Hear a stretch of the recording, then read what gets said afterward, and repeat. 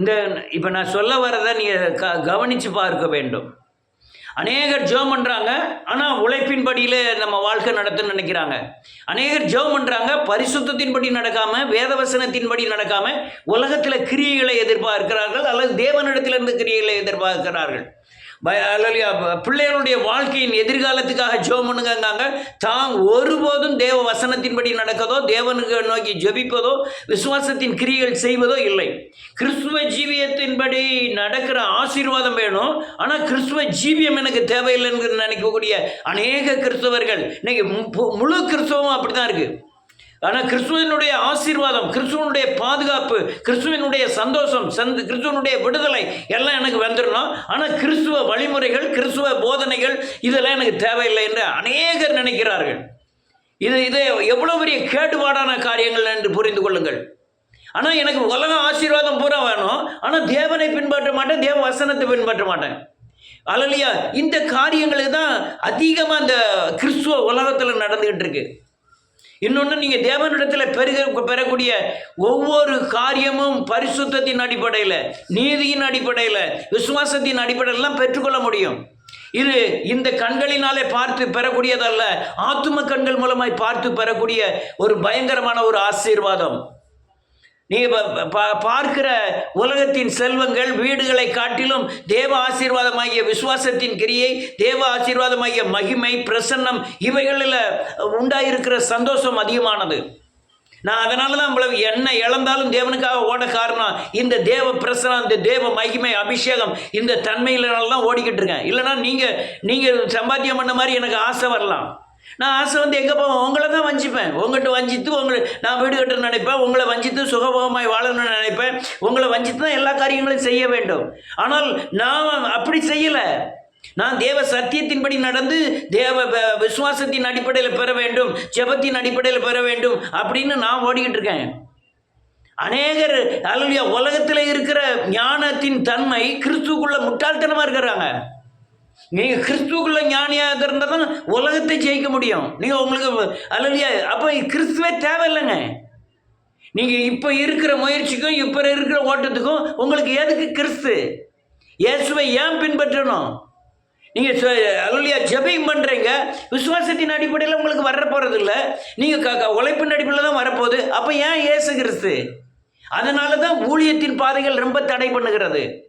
ஊழியத்தை குறித்தோ, இயேசுவை குறித்ததோ, பரிசுத்தமானதை குறித்ததோ, அல்லையா நீதியை குறித்ததான காரியங்கள் நம்மகிட்ட இல்லாமல் போக காரணம் அதான். நிறைய பேர் இயேசுவின் நாமத்தினால உலகத்தில் இருக்கிற மொத்த கிறிஸ்தவரும் எப்படி இருந்துட்டு போட்டோம், இந்த போதனையை கேட்கிறவர்களாக அல்லையா விசுவாசத்தின் கிரியை நடப்பியது ஆக வேண்டும். எல்லாம் நல்ல ஜெபம் பண்ணுது. அடுத்த நிமிஷம் என்ன நடக்கு? தான் சுய புத்தி, சுய பலன், சொந்த அறிவின்படி, இந்த உலகத்தின் தன்மையின்படி இதுதான் ஓடிக்கிட்டு இருக்கோம்.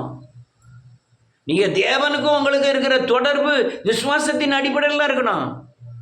வரப்போகிற காரியம் நான் நம்பாத காரியத்தை கருத்தை செய்வாருங்கிறது தான் விசுவாசம்.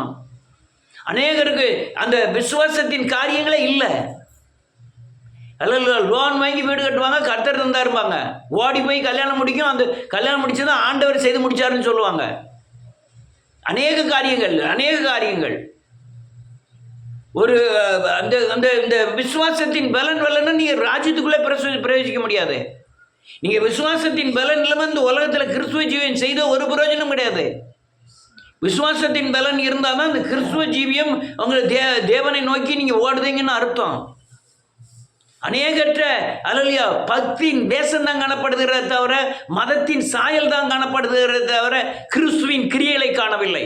அப்படி இருந்தால் நீங்கள் ஆத்மத்தாக உடையவர்களாக இருப்பீர்களே. அப்படி இருந்தால் நீங்கள் வேதவசனம் வாயில் இருக்கு, நடைமுறையில் இல்லை. நடைமுறையில் வேணும்னு ஆண்டவர் எதிர்பார்க்கிறார். உலகத்துக்கும் அவங்களுக்கும் என்ன வித்தியாசம்? உங்களுக்கு அல்லையா மதத்தின் சாயல், நான் கிறிஸ்துவங்கிற சாயலை தவிர மற்ற தேவனுடைய கிரியைகள் இங்கே வெளிப்படுகிறது. இதுதான் பெரிய பிரச்சனையே தான். விசுவாசத்தின் பாதை இல்லை, நீதியின் பாதை இல்லை, பரிசுத்தத்தின் தன்மை இல்லை. உலகத்துக்கார போராடுற மாதிரி அல்லையா வயிற்றுக்காக போராடுகிற தன்மை கிறிஸ்தவன்ட்டு அதிகமாக இருக்கு. 2 பிள்ளைகள் இருந்தால் அது அதனுடைய வயிற்றை கழுவுவதுக்காக வீட்டில் இருக்கிற ஆம்பளை போராடுகிற போராட்டம் இருக்க, அதுக்கு பெண்ணுக்கும் அல்லையா பெண்கள் மேலேயும் குற்றம் வரும். நீங்கள் பிரயாசப்பட்டு குடும்பத்தை கட்டி எழுப்பலன்னா கணவன் கடைசி வரையும் உழைச்சி சாக வேண்டிதான். இது உழைச்சி நெத்தி வேர்வை நிலத்தில் சிந்தி சாகக்கூடிய தன்மைகளில் கிறிஸ்துவம் என்பது விசுவாசத்தின் அடிப்படையில் நடக்கக்கூடிய காரியங்கள். இதனால் கொஞ்சம் குறிப்பிட்ட காலங்கள் நம்ம அல்லையா உழைப்பின் பாதையில் போனனாலும் அதுக்கப்புறம் உங்களுக்கு காற்றையும் காணாத மழையும் காணாத பள்ளத்தாக்கு நிரம்பக்கூடிய வழிமுறைகள் திறக்கப்படணும். அநேகர் சத்தியத்தை துணிகரமாக மீறுவதை கண்டிருக்கிறேன். வேத வசனத்துக்கு தான் செவி கொடுக்காமல் துணிகரமாய் வேத வசனத்தை மீறுவதை கண்டிருக்கிறேன். பிள்ளைகளுக்காக இயேசு கிறிஸ்துவை காரி துப்புவதையும் இயேசு கிறிஸ்து மேலே சாணியை கொண்டு எறிகிறதையும் அநேக பெற்றோர்களை கண்டிருக்கிறேன்.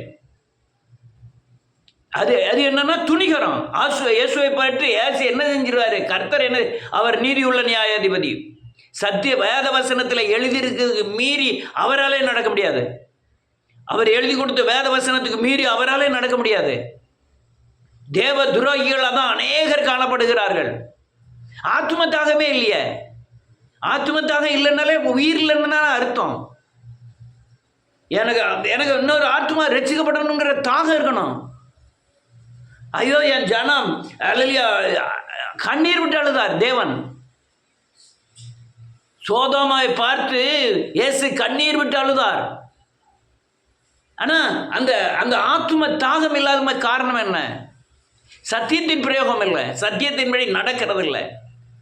நல்ல ஜெபம் பண்ணுறோம், விடிய காலம் சாயங்காலம் எந்திரிச்சு ஆண்டவரே என்னைக்காவது நான் பாவத்தில் இருக்கேன், வேத வசனத்தில் கைகொள்ளலைங்கிற எந்தவித உணர்வும் இல்லை. எனக்கு சோறு இல்லை, கறி இல்லை, வீடு இல்லை, மாடு இல்லை, அந்த மகன் குடிக்கும், புருஷன் குடிக்கும். இதுதான் அதிகமான எண்ணங்களும் ஓட்டங்களுமா இருக்க தவிர உலகத்தில் கொள்ளை நோய், எங்கே பார்த்தாலும் கேன்சர், எங்கே பார்த்தாலும் ஸ்ட்ரோக்கு, எங்கே பார்த்தாலும் ப்ரெஷர், சுகர். யார் கவலைப்படுதா?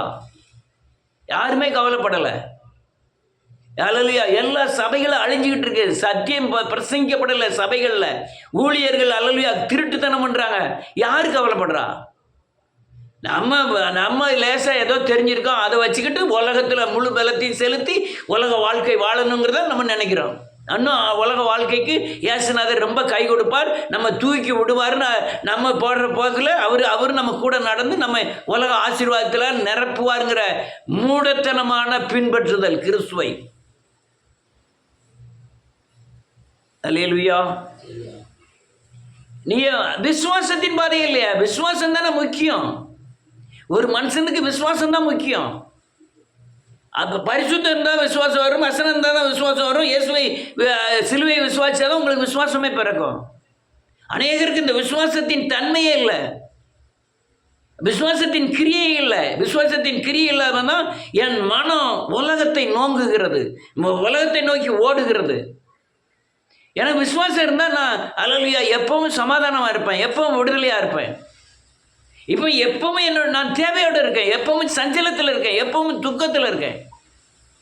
ஏன்னா விசுவாசத்தின் பலன் இல்லை. என்னோட கிறிஸ்து இருக்கிறார், உலகத்தில் இருப்பவனை பார்க்கல எனக்குள்ளே இருக்கிறவர் பெரியவர் அப்படிங்கிற எண்ணங்களோ அல்லேலூயா யோசனைகளோ இல்லை. சும்மா வாய் மெப்பனைக்கு நான் இயேசுவை பின்பற்றுகிறேன். விசுவாசத்தினால என்ன கிரியை செய்துட்டோம்? வீடு கட்டினதோ, கல்யாணம் முடிச்சதோ, புள்ள பெற்றதோ எல்லாமே நம்ம சுய முயற்சியினால் செய்த காரியங்கள். ஆனால் சொல்கிறது பூரா ஆண்டவர் செய்தார், ஆண்டவர் செய்தார், ஆண்டவர் செய்தார்னு அப்படின்னு சொல்கிறோம். நான் எதையுமே அனுபவம் இல்லாமல் சொல்ல மாட்டேன். நான் எனக்கு பிள்ளைகள் கல்யாணம் முடிஞ்சது, பிள்ளைகள் பிறந்தது, பேர் வச்சது, வாரது, இப்போ ஊழியம் நடத்துகிறது எல்லாமே விசுவாசத்தின் அடிப்படையில், எல்லாமே விசுவாசத்தின் பாதை. இல்லைன்னு இவங்க எல்லாரும் பார்த்துக்கிட்டு இருக்கீங்க. அந்த விசுவாசம் உங்கள்கிட்ட எங்கெங்குன்னு தான் நான் என்னுடைய கேள்வி. அந்த விசுவாசத்தின் சரீர முயற்சி அற்ப பிரயோஜனம், ஓடி உழைச்சி பிரயோஜனம் இல்லை. தேவன் உங்களுக்கு வழிகளை திறக்கக்கூடிய திறப்பின் வாசலில் நிற்கிறவன் யார்? விசுவாசத்தின் கிரியை இல்லை. ஆண்டவர் சொன்னார், நான் பூமியில் வரும்போது விசுவாசத்தை காண்பேனோ. ஆண்டவர் இது மட்டும் இல்லை, விசுவாசம் இல்லாத மாறுபாடு உள்ள சந்ததியை எதுவரை நான் உங்களோடு கூட இருப்பேன் சொன்னார். ஒரு சின்ன காரியமாவது விசுவாசத்தின் அடிப்படையில் செய்யக்கூடிய பலன் இப்போ உள்ள கிறிஸ்துவர்களுக்கு, அதுவும் எழுப்புதல் கிறிஸ்துவர்களுக்கு இருக்காங்கன்னா இல்லை. ஏன் இல்லை எல்லாம் சடங்காச்சாரம் 5 மணிக்கு எந்திக்கணும், அதுக்கு ஜோம் பண்ணணும், இதுக்கு ஜோம் பண்ணணும், அவனே படுத்து வரங்கணும், பாதி ஜோம் பண்ண வேணும், படுத்து வரங்கணும், எந்த வித பயமும் இருக்கக்கூடாது, 9 மணிக்கு ஜோம் பண்ணணும், அவ்வளோதான் படுத்து வரணும், ஞாயிற்றுக்கிழமை வரணும், அல்லேலூயா சோத்திரம் போடணும், பிரசங்க இந்த அல்லேலூயா சத்தியவாதத்தை எவ்வளோ ஆலோசனை கேட்டாலும் சரி இந்த இடது காதில் வாங்கணும், வலது காதில் விடணும், அப்படியே நம்ம பாட்டில் போய்கிட்டே இருக்கணும். எந்த விட ஆத்மா உயிர்ப்பிப்பும் இருக்கப்படாது. நம்முடைய வாழ்க்கையை எதுவுமே மாற்றிவிடக்கூடாதுங்கிறதுல ரொம்ப தெளிவாக இருக்கிறோம். அல்லேலூயா. இந்த காரியங்களை நான் சொல்கிற காரியங்களை நீங்கள் புரிஞ்சுக்கிட்டே இருந்தால் தான் நீங்கள் எதிர்காலங்களில் தப்பிக்க முடியுங்கிறத மறந்துடாதீங்க. எங்கே பார்த்தாலும் கேன்சர் ஓடிக்கிட்டே இருக்கு, எங்கே பார்த்தாலும் ப்ரெஷர் ஓடிக்கிட்டே இருக்கு, சுகர் ஓடிக்கிட்டே இருக்கு. ஜனங்கள் அந்த கொள்ளை நோயில் செத்து மடிகிறாங்க. இந்துக்களை காட்டிலும் கிறிஸ்துவ ஜனத்தில் விசுவாசத்தின் பாதையில், பரிசுத்தத்தின் பாதையில், அல்லது வசனத்தின் பாதையில் எல்லாம் வராத யாருமே மாட்டிக்கொள்வார்கள். இந்த கொடூர இதில் மாட்டிக்கிடுவாங்க. அதுக்காக தான் என்ன நடக்க போகுதுங்கிற புரியறதுனால தான் இவ்வளவு தூரம் உங்கள்கிட்ட பேசிக்கிட்டு இருக்கேன். அதனால் ரொம்ப எச்சரிக்கையாக இருந்து இந்த விசுவாசத்தில் பலப்படணும். அவர் ஆபிரகாமை முதல்ல தெரிந்து கொண்ட மனுஷன் ஆபிரகாமுக்கு கொடுத்து முதல் காரியமே விசுவாசத்தின் தகப்பன்கிற காதை கொண்டு வந்து அவனை தான் நம்மளுக்கு திஷ்டாந்தரமாக வைத்து அவன் விசுவாசத்தை நமக்கு தந்து நமக்கு நடத்தி இருக்கிறார். அல்லேலூயா, அல்லேலூயா.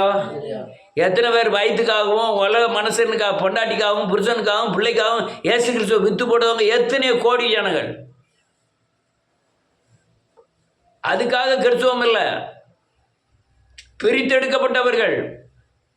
நமக்குன்னு ஒரு வழி, நமக்குன்னு ஒரு சத்தியம், நமக்குன்னு ஒரு கட்டுப்பாடு, நமக்குன்னு ஒரு சட்டங்கள், நமக்குன்னு ஒரு நீதி இருக்கிறது. அதன் பாதையில் தான் நடந்தே ஆக வேண்டும். ரைட், இயேசுவின் நாமத்தினாலே. அதனால் நல்ல கழுங்க, விசுவாசத்தில் வராத யாவுமே பாவம். விசுவாசத்தின் கிரியை நடப்பிக்க வேண்டும் என்பதை தான் நான் சொல்ல போகிறேன். வாசிக்கலாம், யாராவது எடுத்தவங்க வாசிக்கலாம், செல்ல உள்ளவங்க வாசிக்கலாம். மார்க் எழுதின சுவிசேஷம்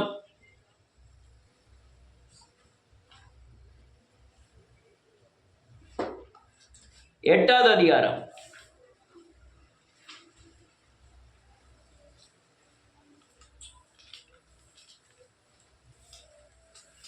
மார்க் 8வது அதிகாரம் 22வது வசனத்திலிருந்து வாசிக்கலாம்.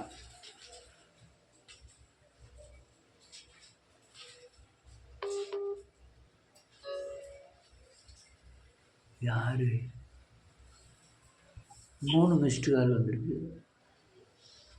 யாரு?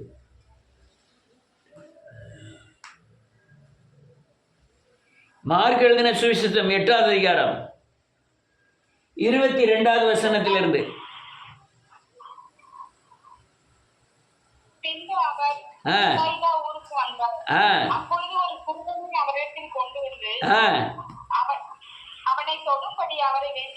வேண்டிக் கொண்டார்கள்.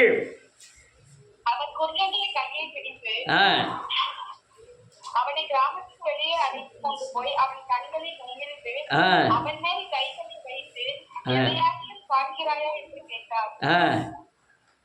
அவன் ஏறிட்டு பார்த்து நடக்கிற மனுஷரை மரங்களை போல காண்கிறேன் என்றான். ஆமென். பின்பு அவன் மறுபடியும் அவன் கண்களின் மேல் கைகளை வைத்து அவனை ஏறிட்டு பார்த்து செய்தார். யாவரையும் தெளிவாய் கண்டான். போதும். அல்லேலூயா. ஒரு விசுவாசத்தின் பயிற்சி இங்கு நடக்கு. தேவன் ஒரு மனுஷனுடைய விசுவாசத்தை அல்லேலூயா அறிந்து அவனை பயிற்றுவித்து அவனை விசுவாசத்திலே நிலைநிறுத்துகிறார். நீ புதிய ஏற்பாட்டில் எதை செய்தாலும் விசுவாசத்தின் அடிப்படையில் செய்த காரியங்கள். அநேகர் அந்த விசுவாசத்தின் பாதையே இல்லை. அதான் பெரிய பிரச்சனையே. அதுதான் நீ வேதம் சொல்லுது, நீ விசுவாசம் இல்லைனாலும் நீ மாறுபாடு உள்ள சந்ததி, கிறிஸ்துவின் சந்ததி இல்லை, காயினின் சந்ததி தான். விசுவாசத்தின் கிரியை நடப்பிக்கணும். அதனால நீ ஒவ்வொரு காலையும் அவர் குணமாக்கிட்டு உன் விசுவாசம் உன்னை ரட்சித்தது, சுகமாக்கினது தேவன். குருடனுடைய பார்வையடைய செய்தது தேவன். ஆனால் அவர் சொன்னது உன் விசுவாசம் உன்னை ரட்சித்தது. பெரும்பாடுள்ள சிறியை அலலியா குணமாக்கிறது தேவன். ஆனால் அவனுடைய விசுவாசம் தான் அந்த பெரும்பாடிலிருந்து விடுதலை ஆக்கியது.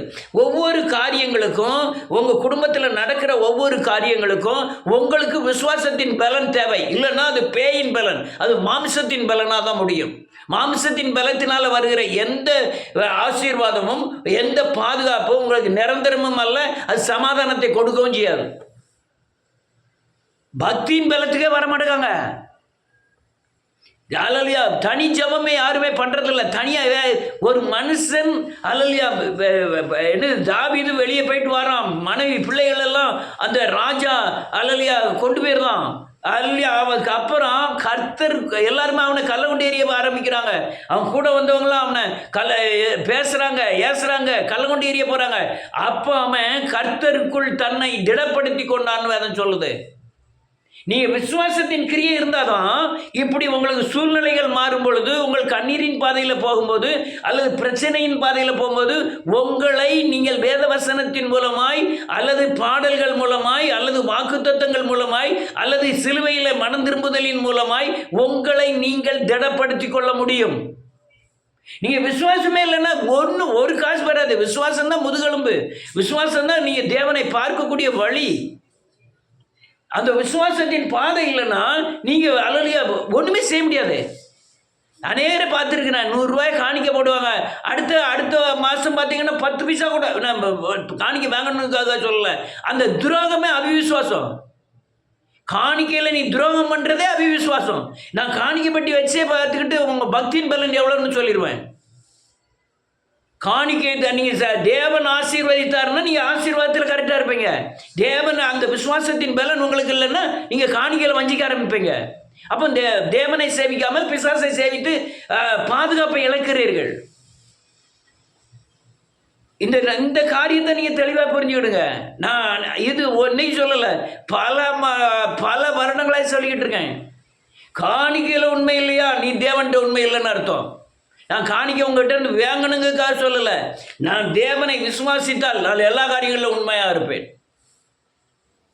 இந்த விசுவாசத்தின் பலன் இல்லாதவங்க தான் இன்னைக்கு அநேக கிறிஸ்தவர்கள் டான்ஸ் ஆடுறாங்க. அப்படியே வாழ்க்கை அப்படியே ஒரு சடங்காச்சாரமாய், ஒரு மாயையான கிரியையாய், ஒரு பக்தியின் பலனற்றதாய் அல்லது தேசமாக இன்னைக்கு அநேக கிறிஸ்தவர்கள் வர காரணம் அவிவிசுவாசம். தேவன் மேல விசுவாசமே கிடையாது. தேவனை பின்ப ஒரு பாவம் செய்கிறோம். அந்த பாவத்திற்கு உண்டான உணர்த்தலுக்காக தான் ஆவியானவர் கொடுக்கப்பட்டிருக்கிறார். ஆனால் நான் பாவம் செய்து கொண்டே இருந்தேன்னா எனக்கும் தேவனுக்கும் தொடர்பில்லை. நான் சேவிக்கிறது இயேசு கிறிஸ்து அல்ல என்ற அர்த்தம். ஏன்னா இயேசு கிறிஸ்துவை சேவித்தால், நான் மனம் திரும்பி இருந்தால் எனக்குள்ள பரிசுத்த ஆவியானவர் என்னை பாவம் செய்யாதபடி தடை பண்ணுவார். அவர் பாவத்தை குறித்து நீதியை குறித்து கண்டித்து உணர்கிற ஆவியானவர் எனக்குள்ளே இருக்கிறார். உலகத்தில் நான் இடைப்படும் போது, உலகத்தோடு நான் கலக்கும் போது, இது பாதை சரியில்லை, இது தேவ பாதை இல்லைன்னு எனக்கு ஆவியானவர் சொல்லுவார். ஏன்னா அப்படி சொன்னாதான் எனக்கு ஆண்டவர் உள்ள இருக்கிறார்னு அர்த்தம். விசுவாசத்தின் கிரியை இல்லைனாலே உங்களுக்குள்ள ஆண்டவர் இல்லைன்னு அர்த்தம்.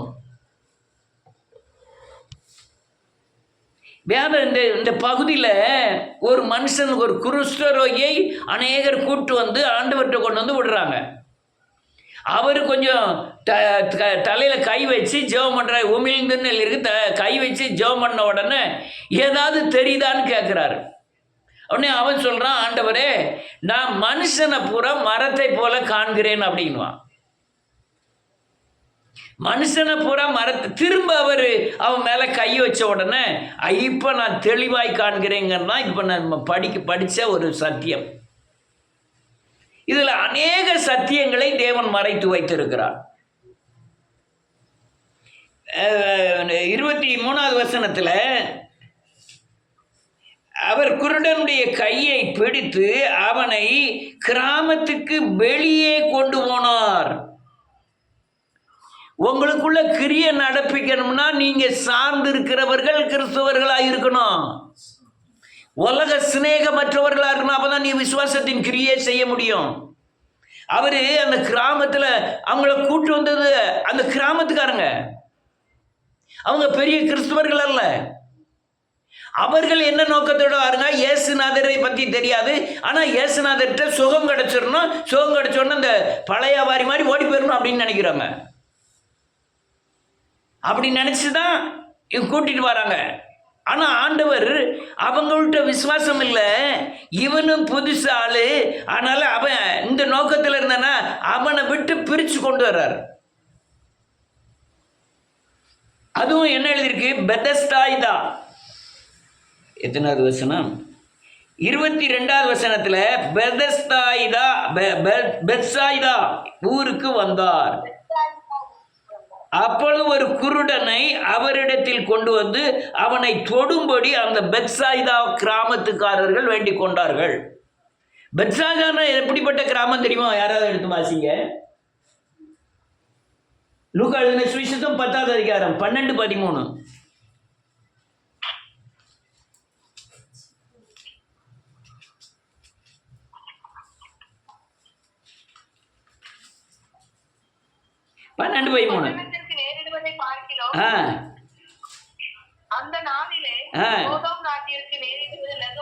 இருக்கும் என்று உங்களுக்கு சொல்லுகிறேன். 13. ஐயோ உனக்கு ஐயோ, உங்களில் செய்யப்பட்ட பலத்த செயல்கள் தீருவிலும் சீதோனிலும் செய்யப்பட்டு இருந்ததானா, ஆமென். அப்பொழுதே ரட்டுடுத்தி சாம்பலில் உட்கார்ந்து மனம் திரும்பி இருப்பீர்கள். இப்ப என்ன சொல்றாரு?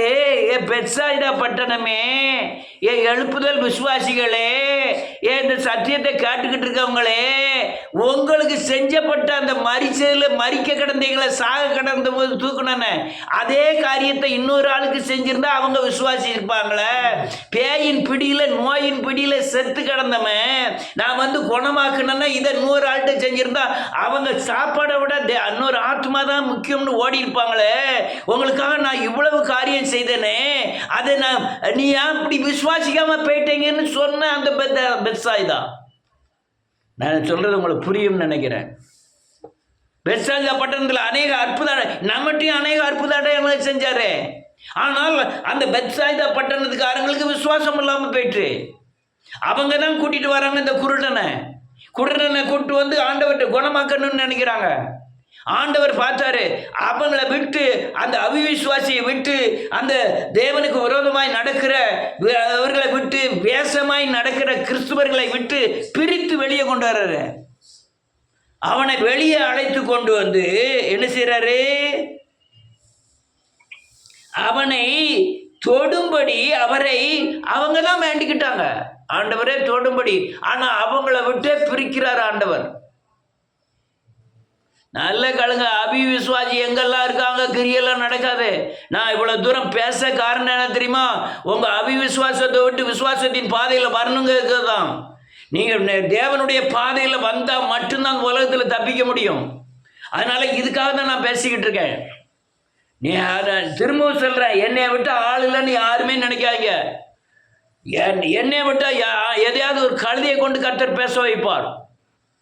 அதனால உங்களை வச்சு தான் ஆண்டவர் இல்லை, உங்களுக்கு உங்களுக்கு தான் ஆண்டவர் தேவை.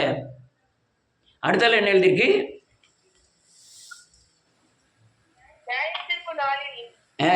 குருடனுடைய கையை பிடித்து வெளியே அழைத்து கொண்டு போய் அவன் கண்களில் உமிழ்ந்து அவன் மேல் கையை வைத்து எதையாகிலும் காண்கிறாயா என்றார். தடை வந்துகிட்டே இருக்கும். கிறிஸ்துவர்கள் மூலமாக தான் தடை, ஆனால் அது பாடம். எனக்கு இப்படி தடையெல்லாம் வருது. அந்த அந்த அந்த வீட்டில் சாக்கடை ஓடுது, அந்த இதில் தான் நமக்கு வீடே அமைந்திருக்கிறது. எவ்வளோ வீடு போட்டோம் வந்து, ஆனால் இப்போ மாறின வீட்டில் சாக்கடை வாடே இல்லை. வீடு நல்ல பெரிய வீடு, 30-40 பேர் உட்கார்ந்து ப்ரேயர்லாம் பண்ணலாம், எந்த வித தடையும் கிடையாது. இப்போ இருக்கிற வீட்டில் எந்தவித அந்த வெஸ்டர்ன் டாய்லெட் மட்டும்தான் பிரச்சனை, வேற எந்த வித பிரச்சனையும் கிடையாது.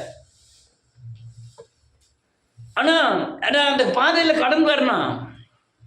நான் ஓடுறேன்னா நீங்கள் ஒருத்தருமே ஓட மாட்டேங்கங்களேன்னு தான் பெரிய வைத்தறிச்சல், பெரிய சங்கடமே. 25 வருஷம் நடத்தினதின் தன்மை. ஒரு ஆள் போய் ஒரு வீட்டில் போய் இயேசுவை சொல்லி ஒரு ஜெபக்கூட்டத்தை நடத்தக்கூடிய பலன் யார்ட்டுமே இல்லை. ஒரு பாளையங்கோட்டையில் நான் ஒரு அட்ரஸை கொடுத்து இந்த வீட்டில் ஆள் இருக்குது, அங்கேயும் ஃபோன் பண்ணி சொல்லி நீங்கள் போய் நடத்திட்டு வாங்கன்னு சொன்னால் யார் போய் நடத்த இருக்கா? அல்லது நான் இப்படி பாதையில் போய்கிட்டு இருக்கேன் ஐயா, இந்த பாதைக்கு உண்டான ஆலோசனை என்ன, எப்படி செய்யலாம் என்ன, அதுக்கு உண்டான பதில் சொல்லதுக்கு யார் இருக்கா? சத்தியத்தின்படி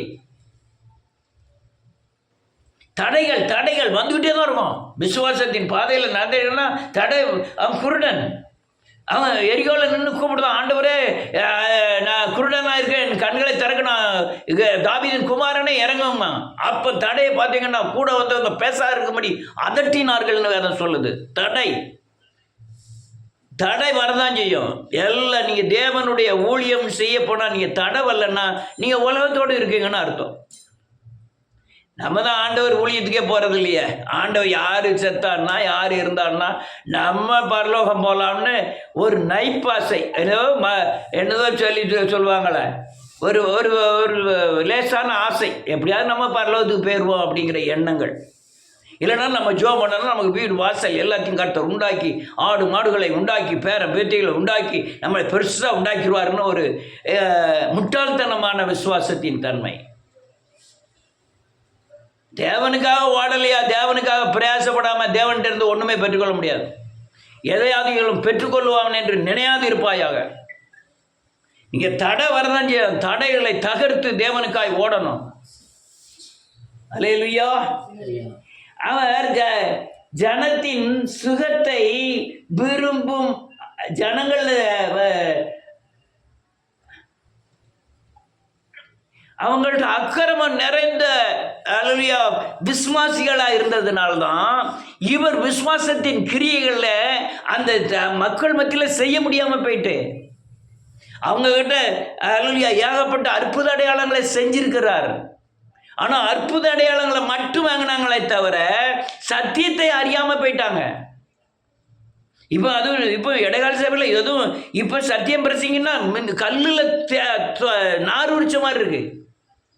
அந்த பிரசன்னமோ அந்த வாஞ்சைகளோ அந்த காரணம் என்னன்னா ஆத்மத்தாகம் இருந்தால் தான் அந்த நான் சொல்கிற வார்த்தைகள் அவர்கள் இருதயத்தில் போய் கிரியை செய்ய ஆரம்பிக்கும். ஆத்மத்தாகம் இல்லைன்னா கிரியை செய்ய இப்போ கொஞ்ச நாளாக பார்க்குறேன். அல்லேலூயா சேவை சத்தியம் எவ்வளோதான் சொன்னாலும் சரி யாருமே ஏற்றுக்கொள்கிறதில்லை. அப்படியே இப்போ எதுக்கு வராங்க? நம்மளை பேய் தாக்கிடக்கூடாது. அதனால் இப்போ வந்து இவ்வளோ நாள் ஆச்சு, நம்ம எங்கேயும் போயிடவும் முடியாது. அதனால் வந்து தலையை மாத்திரம் காமிச்சிட்டு போவோம். நம்ம ஆண்டவர் பக்கம் நடக்க வேண்டாம், வேதவசனத்தில் நடக்க வேண்டாம். நம்ம பாட்டில் ஒரு ஆக்ஷன் மாத்திரம் கிறிஸ்துவனுங்கிற வேஷம் மாத்திரம் போட்டுட்டு போயிடுவோம். யாருக்கு?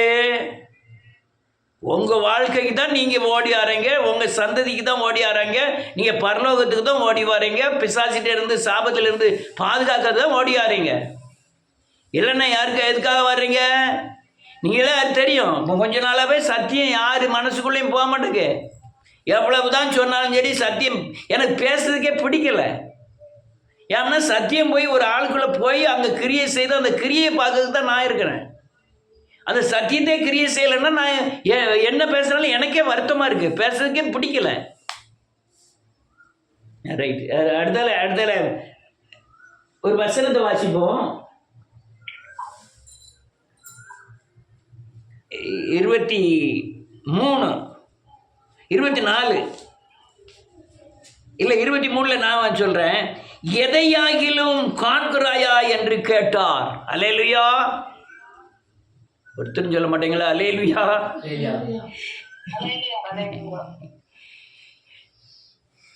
அது அவர் தொட்டவர், கண்ணை குணமாக்குனவர், சகலதையும் அறிந்தவர். அவருக்கு தெரியாத ஐயா எதையாவது பார்க்கலங்கிறது? அவன்கிட்ட கேட்கறது எதையாவது காண்கிறாயா அப்படிங்கிறார். அவனுக்குள்ள இன்னும் இந்த உலகத்தின் தன்மை ஒட்டிக்கிட்டு இருக்கு. உங்களுக்கெல்லாம் விசுவாசத்தின் கிரியை ஏன் நடப்பிக்க மாட்டேங்குது? உலகத்தன்மை அப்படியே ஒட்டிக்கிட்டு இருக்கு. நம்ம எவ்வளவுதான் உறக்கத்திலையும் படுக்கும்போதும் எந்திக்கும் புள்ள மாதிரியே எண்ணங்கள்.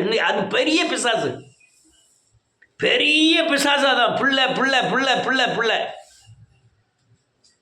ஒரு பிரேயர் நடக்கு, ஒரு தாயும் உட்காந்துருக்கு, அவனுக்கு 15 வயசு இருக்கும். அவனை மடியில் போட்டுக்கிட்டு இங்கே ஜெபக்கூட்டத்தில் கலந்தாகுது.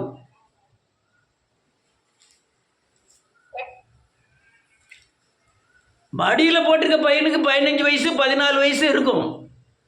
இங்கே 6 வயசு பையனே ஜெபம் பண்ணுறான். நம்ம ஜெப கூட்டத்தில் கலந்து அவங்க ஜெபம் பண்ணி எந்த ஜெபம் கேட்கப்படும்?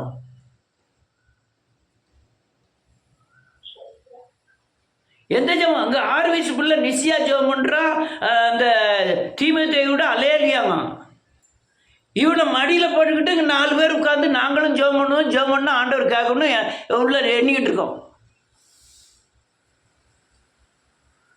எந்த அளவுக்கு நம்முடைய பக்தியின் தன்மை இருக்கிறது? அதான் கர்த்தர் தெய்வமானால் கர்த்தர், பகால் தெய்வமானால் பகால். எப்படி விசுவாசத்தின் கிரியை நடப்பிக்கும்?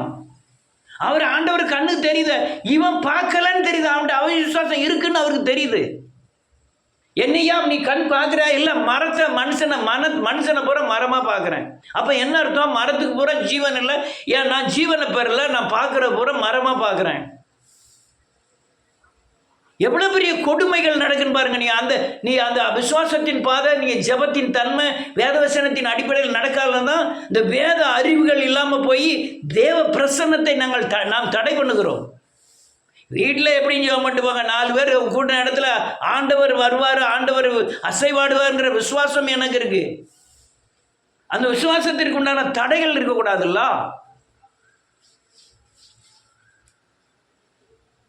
மரத்தை போல காண்கிற அநேகருடைய நன்மை அதான் அறக்குருடு.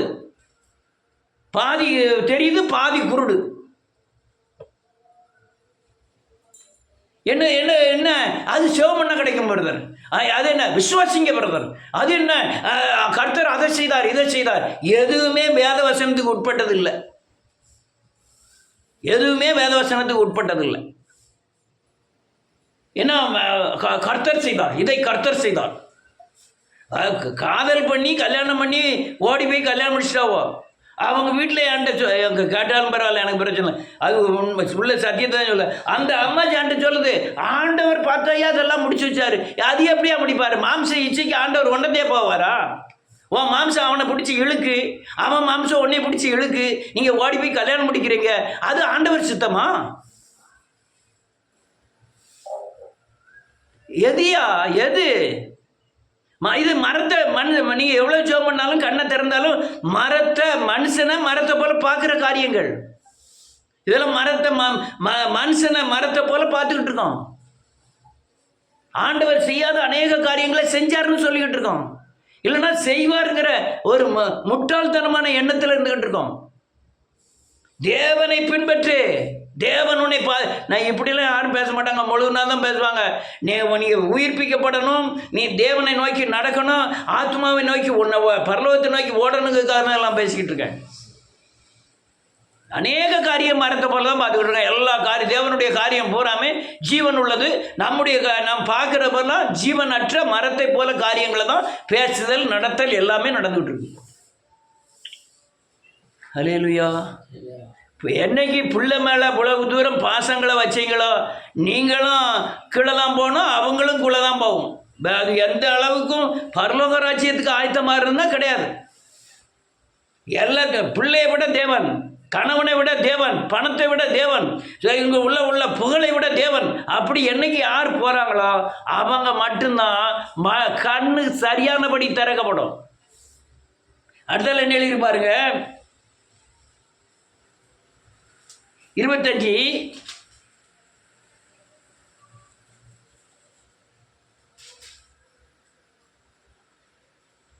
25வது வசனம் வாசிக்கலாம்.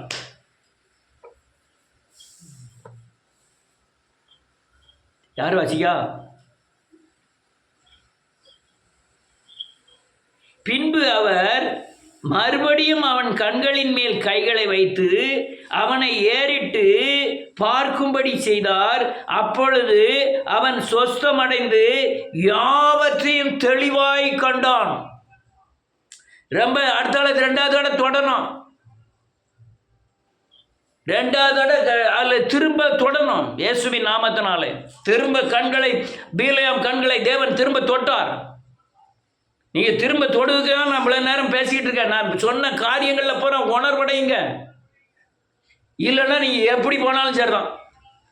நீங்கள் தேவனை நோக்கி ஓடணும். இந்த பூமியில் பிசாசினால் தாக்கப்படக்கூடாது, செய்வனையினால விக்கிரகத்தினால சாகக்கூடாதுன்னா இந்த ஆலோசனைகளுக்கு உட்பட்டு தேவனை நோக்கி ஓடணும்னா நான் சொல்கிற சத்தியங்களுக்கு இணங்கி நடந்தால் மட்டும்தான் ஓட முடியும். அவன் திரும்ப தொட்டார் ஆண்டவர். நான் இப்போ திரும்ப தொடுவதற்காக தேவன் உங்களை தொடுவதற்காக முயற்சி பண்ணிட்டு இருக்காரு.